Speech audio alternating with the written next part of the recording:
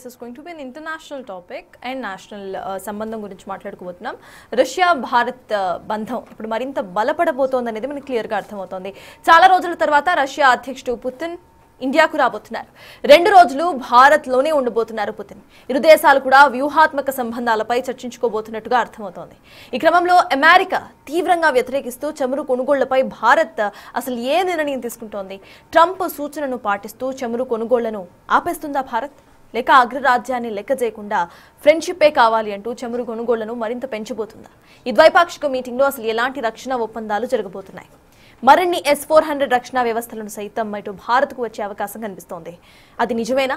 ఇరు దేశాల మధ్య అంతరిక్ష అణుశక్తి సహకారంపై ఎలాంటి నిర్ణయాలు తీసుకోబోతున్నారు? ఇక భారత్ నుంచి రష్యా అసలు ఏ ఉత్పత్తులను దిగుమతి చేసుకునేందుకు కొత్త డీల్స్ కుదుర్చుకునే ఛాన్స్ ఉంది. ఇక లిక్విడిఫై న్యాచురల్ గ్యాస్ అమ్మకాలను సైతం భారత్లో పెంచేందుకు పుతిన్ ప్రయత్నం అసలు ఎలా ఉండబోతోంది? పుతిన్ భారత్ పర్యటనపై ట్రంప్ మొత్తానికి ఎలా స్పందిస్తారు? సో ఈ ఇష్యూ గురించి డిస్కస్ చేద్దాం. సో ఎస్ సార్, వన్స్ ఇటు ట్రంప్ ఎంటర్ అయిన తర్వాత ఇటు చమురు ధరలు ఇటు పుతిన్ నుండి కొనుగోలు చేయొద్దు అని చెప్పిన అనంతరం కూడా ఇటు భారత్ కొనుగోలు చేస్తూనే ఉన్న తర్వాత కావాలని ట్యాక్సెస్ పెంచడం కానివ్వండి, లేకపోతే అటువంటి ఇంపాక్ట్ మనం యాజ్ అ కంట్రీ చూసాం. సో ఇప్పుడు రష్యా భారత్ బంధం ఇంకా బలపడితే ట్రంప్ నుండి అమెరికా నుండి ఎటువంటి ఆంక్షలు వచ్చే అవకాశం ఉందనుకోవాలి? మీరేమంటారు? అంటే ఇది చాలా డెలికేట్ బ్యాలెన్స్. ఇప్పుడు ఒకవైపు ఏమో అమెరికా అవసరం, మరోవైపు రష్యా అవసరం. ఎందుకంటే ఇండియన్ ఎక్స్పోర్ట్స్లో 18% అమెరికాకు వెళ్తాయి, 18%. మనకు అమెరికాతో ట్రేడ్ సర్ప్లస్ ఉంది. అంటే వీఆర్ ఎట్ అడ్వాంటేజెస్ పొజిషన్. అంటే మనము అమెరికాకి ఎక్స్పోర్ట్ చేసేది ఎక్కువ, ఇంపోర్ట్ చేసుకునేది తక్కువ. సో అందువల్ల అమెరికాతో ట్రేడ్లో ఉండే పాజిటివ్ అంశం ఇది. రష్యాకు ఇండియా చేసే ఎక్స్పోర్ట్లో కేవలం 1.1% రష్యాకి వెళ్తుంది. అంటే రష్యా మనకు ట్రేడ్ డెఫిసిట్ ఉంది రష్యాతో. అంటే we import more from Russia then what we export. Russia నుంచి ఎక్కువ దిగుమతి చేసుకుంటాం, తక్కువ ఎక్స్పోర్ట్ చేస్తాం. అందువల్ల ఆ ట్రేడ్ ఇంబ్యాలెన్స్ వల్ల మనకు అమెరికాతో ట్రేడ్ ఒక రకంగా ఉంది, రష్యాతో ట్రేడ్ ఒక రకంగా ఉంది. అందువల్ల ఇవాళ అమెరికాను వదులుకోవటానికి ఇదొక అమెరికాను వదులుకోలేని పరిస్థితి. రెండవది ఏంటంటే అమెరికా భారత్ రిలేషన్స్లో అనేక దిగుడు ఉంటుంది. ఎందుకంటే కొన్నిసార్లు బెటర్గా ఉంటుంది, కొన్నిసార్లు ఉండదు. సో మీకు దీనికి భిన్నంగా రష్యా ఇదే టైం టెస్టెడ్ లాయల్ ఫ్రెండ్. అది సోవియట్ యూనియన్ కాలం నుంచి ఇప్పటి వరకు కూడా లాయల్ ఫ్రెండ్. మూడవది ఏంటంటే మనం ఇటీవల కాలంలో అమెరికా ఒత్తిళ్లకు అప్రకటితంగా బయటికి చెప్పకపోయినా మోడీ ప్రభుత్వం కాస్త రాజీ పడుతోంది. సహజంగానే ఇది రష్యాకు నష్టం. ఇప్పుడు ఉదాహరణకు రష్యా నుంచి మనం పెద్ద ఎత్తున చమురు కొనుగోలు చేశాం. ఒక దశలో 40% అబోవ్ కూడా మనం రష్యా నుంచే కొన్నాం. ఉక్రెయిన్ వార్ మొదలయ్యేటప్పుడు ఇది 1% మాత్రమే. ఇప్పుడు ఇండియా టోటల్ ఆయిల్ ఇంపోర్ట్స్లో ఇప్పటికి ఇటీవల కాలం వరకు అరౌండ్ 36%, 37% వరకు మనం రష్యా నుంచే కొనుగోలు చేశాం. ఆ ట్రంప్ తాజా ఆంక్షలు పెట్టి especially Rosneft, Lukoil అనే Russians leading oil companies, Russia export చేసే ఆయిల్లో 50% ఈ 2 కంపెనీలే చేస్తాయి. వాటిపైన డైరెక్ట్ ఆంక్షలు పెట్టాక ఇండియా తగ్గించడం మొదలుపెట్టింది. ఇప్పుడు లేటెస్ట్ డేటా ప్రకారం అక్టోబర్లో అయితే 47% తగ్గింది రష్యా నుంచి ఆయిల్ ఇంపోర్ట్స్. ఇప్పుడు మీకు డిసెంబర్లో ఇంకా బాగా తగ్గుతుంది, డిసెంబర్ జనవరి వరకు అని అంటున్నారు. సో దీనికి వెనకాల ట్రంప్ ఒత్తిడి క్లియర్గా కనబడుతుంది, పైకి ప్రభుత్వం చెప్పకపోయినా కూడా. దానికి తోడు అమెరికా నుంచి కూడా LPG కొనాలి, లిక్విఫైడ్ పెట్రోలియం గ్యాస్ కొనటానికి ఇండియా అగ్రీ అయింది. ఒకప్పుడు మన టోటల్ LPG ఇంపోర్ట్స్లో అమెరికా నుంచి 1%, ఇప్పుడు అది 10% తీసుకెళ్ళిపోతున్నారు. సో అందువల్ల అలాగే డిఫెన్స్లో కూడా మీకు ఇటీవల కాలం వరకు కూడా 65 to 75% of defence import Russia నుంచే. కానీ ఇప్పుడు తగ్గించుకుంటూ ఎలా 36%కి వచ్చింది. అమెరికా నుంచి 10% అయింది. తాజాగా మరింతగా అమెరికా నుంచి డిఫెన్స్ ఇంపోర్ట్స్ పెంచుకోవాలి అని భారత్ నిర్ణయించింది. అందువల్ల మోడీ ప్రభుత్వం ట్రంప్ ఒత్తిళ్లకు తలవంచడం మొదలైంది, రాజీ పడడం మొదలైంది. అది సహజంగానే రష్యన్ ఇంట్రెస్ట్లకు నష్టం కనుక రష్యా వాటిని రైజ్ చేసే అటువంటి అవకాశం కూడా ఉంది. ఎందుకంటే మనం ఆయిల్ ఎనర్జీ కొనకపోయినా, డిఫెన్స్ కొనకపోయినా అది రష్యా ఇంట్రెస్ట్ని దెబ్బతీస్తుంది. అదే సమయంలో రష్యా పైన మనం ఆధారపడక తప్పని పరిస్థితి కొన్నిటికి ఉంది. ఇప్పుడు ఉదాహరణకు కీలకమైన S-400 మిసైల్ డిఫెన్స్ షీల్డ్ ఉంది. మనకి ఇటీవల ఆపరేషన్ సింధూర్ టైంలో కూడా చాలా సమర్థవంతంగా దేశాన్ని కాపాడింది. సో దాన్ని మనము ఇప్పటికీ 5 సిస్టమ్స్ ఆర్డర్ ఇచ్చాము. మనకి సప్లై అయింది 2. ఎందుకంటే ఉక్రెయిన్ వార్ రావడంతో రష్యన్ మిలిటరీ ఇండస్ట్రీ మొత్తం ఆ ఉక్రెయిన్ వార్కి కావాల్సిన రష్యన్ ఆర్మీకి కావాల్సిన ఆర్మ్స్ సప్లైలో ఉండిపోయింది. అందువల్ల రష్యన్ డిఫెన్స్ సప్లైస్ ఇండియాకు ఎఫెక్ట్ అవుతున్నాయి. ఇప్పుడు ఈ నెక్స్ట్ ఫైనాన్షియల్ ఇయర్లో ఆ మిగతా 3 కూడా సప్లై చేస్తారని అంటున్నారు. అలాగే సుకోయ్ అప్గ్రేడేషన్ ఉంది రష్యా నుంచి. ఈ 2 కూడా మనకు ఉదాహరణ కీలకం. అటు S-400 మిసైల్ డిఫెన్స్ షీల్డ్ కానీ, ఇటు సుకోయ్ అప్గ్రేడేషన్ కానీ. అంటే రష్యా పైన ఇలాంటి కీలకమైన డిఫెన్స్ సప్లైస్కు ఇండియా ఆధారపడక తప్పదు.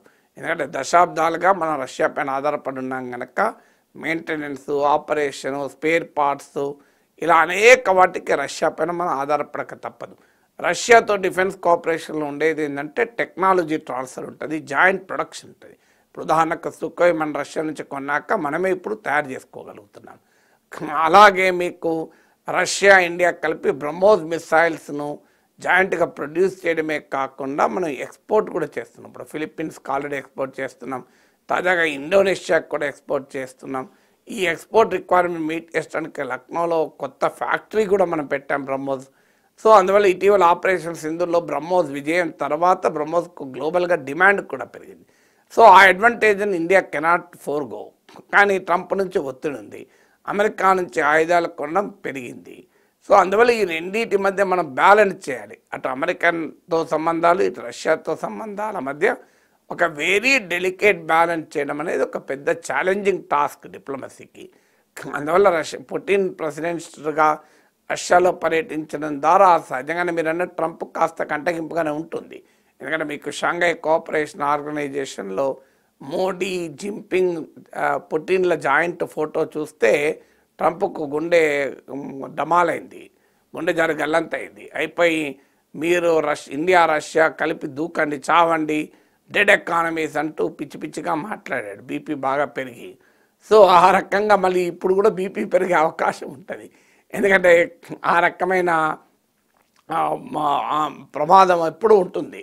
ఎందుకంటే ఇండియా, రష్యా, చైనా ఒక వేదిక పైన చూస్తే ట్రంప్ ఎలా రియాక్ట్ అయ్యాడో ఇప్పుడు కూడా ఆ రియాక్షన్ ఉండే అవకాశం మళ్ళీ ఉంటుంది. ఎందుకంటే ఇండియా, రష్యా, మోడీ, పుటిన్ల మధ్య ఆ ఫ్రెండ్షిప్ అనేది ఈ కెనాట్ టాలరేట్. ఎందుకంటే అమెరికాకు ఉన్న కాదన్నా రష్యా ఇది బిగ్ ఛాలెంజర్. అంటే చైనా మెయిన్ ఛాలెంజ్ కనుక కిస్సింజర్ డిప్లొమసీ, రివర్స్ కిస్సింజర్ డిప్లొమసీలో భాగంగా చైనాను ఎదుర్కోవడానికి రష్యాను కూడా కలుపుకోవాలని ట్రంప్ చూస్తున్నాడు. But at the same time America cannot like India, ఇంకా రష్యా పేదపడడం అమెరికాకు నచ్చదు. అందువల్ల ఈ డెలికేట్ బ్యాలెన్స్ను మెయింటైన్ చేయక తప్పదు భారతదేశానికి.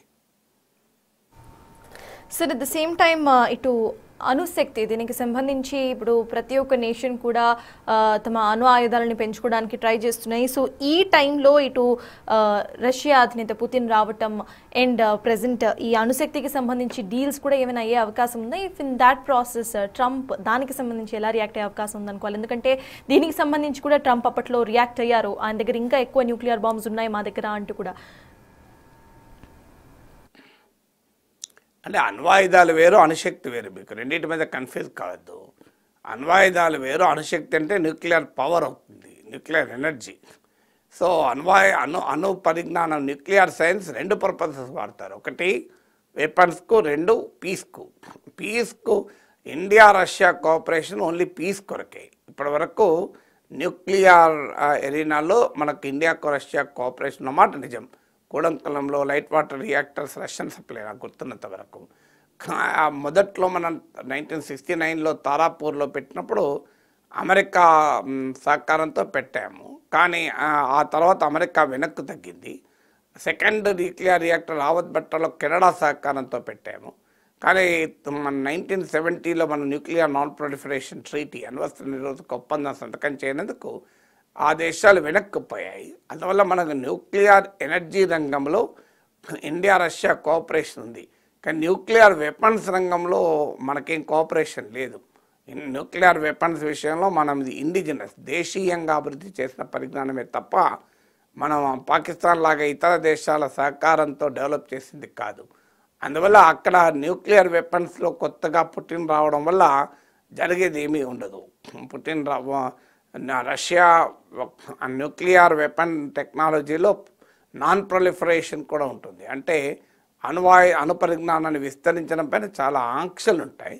అందువల్ల we never dependent on Russia for nuclear weapons. మనం 1974లో పరీక్షలు జరిపిన, 1998లో పరీక్షలు జరిపిన, అది మన దేశీయ పరిజ్ఞానంతో మనం డెవలప్ చేసినటువంటి టెక్నాలజీ కనుక ఇటీవల అమెరికా రష్యాల మధ్య పెరిగిన అణ్వాయుధ పోటీ, న్యూక్లియర్ ఆర్మ్స్ రేట్స్, అందులో ఇండియాకు ఏం సంబంధం ఉంటుందని అనుకో.